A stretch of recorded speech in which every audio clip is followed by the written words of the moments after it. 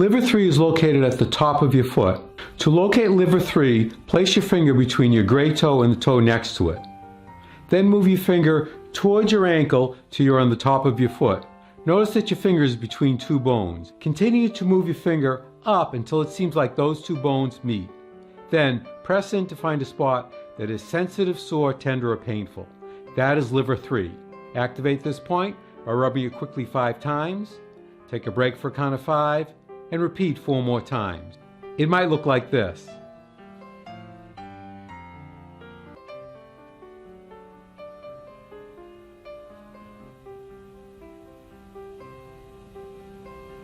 Or if you have a Tei Shin, it might look like this.